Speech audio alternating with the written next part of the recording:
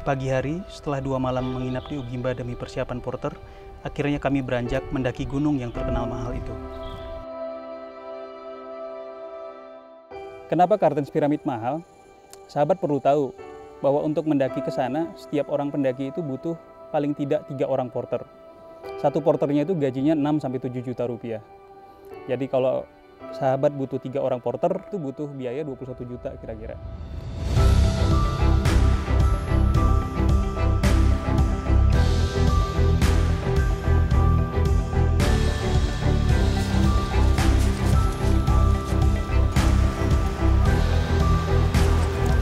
Ya, Bapak Malama.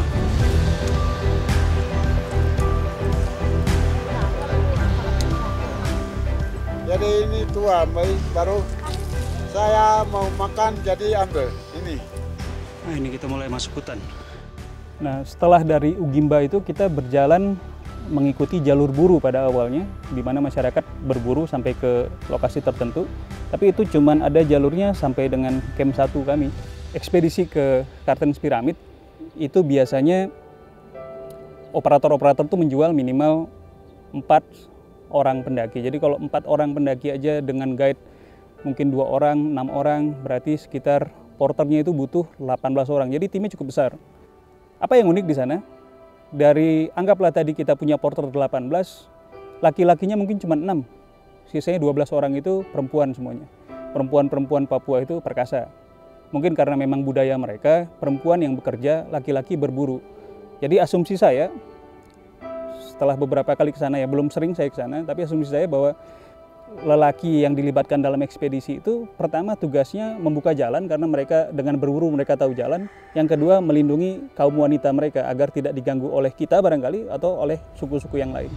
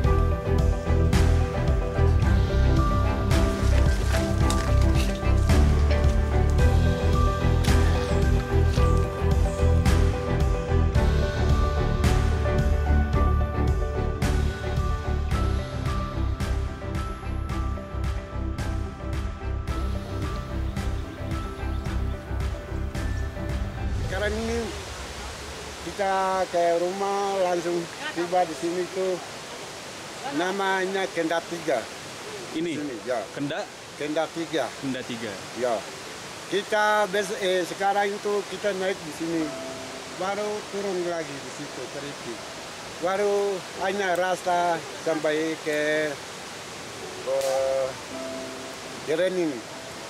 Kita tidur di situ. Ya, di jalur baru dibuka. Ini di depan ada rombongan 4 orang buka jalur.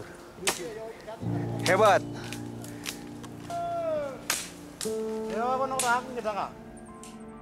Nah, dari camp 1 ini sampai dengan camp 2, camp 3, camp 4 itu perjalanannya rintisan. Jadi jalur ini memang belum ada sebelumnya. Dan dari sekian belas porter yang kami bawa, yang tahu jalurnya itu cuman 2 orang. Dan itu belum pernah dia lalui, dia cuma mendengar dari cerita bapak-bapaknya dulu. Di perjalanan ini saya belajar tentang bahwa yang harus diurus itu nggak cuma tim kita, porter itu kita nggak cukup mikirin makannya mereka, tapi kita juga harus memikirkan peralatan yang mereka bawa, harus dikontrol.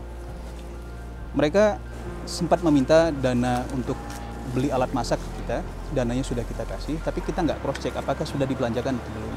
Akhirnya ternyata di perjalanan ini mereka nggak bawa alat masak. Satu-satunya opsi buat mereka adalah bakar batu. Bakar batu ini upacara yang sakral buat masyarakat Papua, jarang dilakukan, biayanya mahal. Tapi akhirnya jadi bonus. Akhirnya saya jadi menyaksikan langsung bagaimana masyarakat di sana bakar batu. Masyarakat sedang bakar batu, masak menggunakan teknik bakar batu. Batunya sudah dibakar, lalu gali lubang, tumpuk dedaunan, pindah gini, lalu tumpuk lagi dengan batu.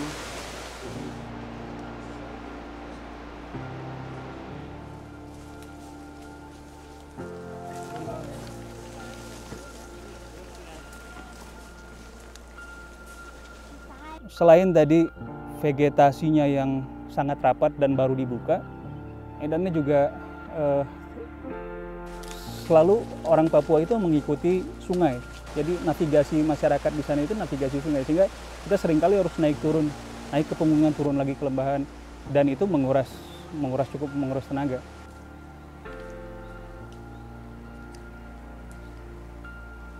Hutan yang kami lalui ditutupi lumut yang tebal dan basah. Sepatu dan pakaian tak pernah kering sepanjang perjalanan. Ternyata sepatu terbaik untuk melalui jalur ini adalah sepatu boot karet. Kenapa lebih baik menggunakan sepatu boot karet? Karena jalannya itu harus menyeberangi sungai berkali-kali dan nggak semuanya ada jembatannya.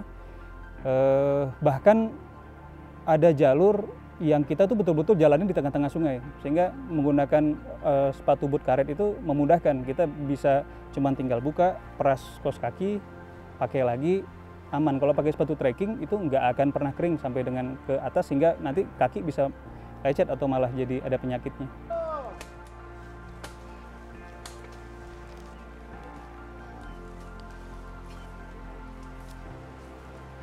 Pada saat perjalanan ini kami berjalan, dominasinya itu adalah hutan belantara, hutan yang masih perawan tadi. Sampai dengan Camp 5. Jadi Camp 5 itu baru kita masuk wilayah alpen. Jadi nggak ada lagi pohon-pohonan, hanya tinggal savana dan batu-batuan. Bentang alam sungguh luar biasa indahnya. Tebing-tebing curam terpantul pada permukaan air yang tenang di beberapa danau di tengah perbukitan savana yang luas. Udara yang membeku tak mampu menepis kehangatan di dada, bersyukur akan indahnya alam Papua.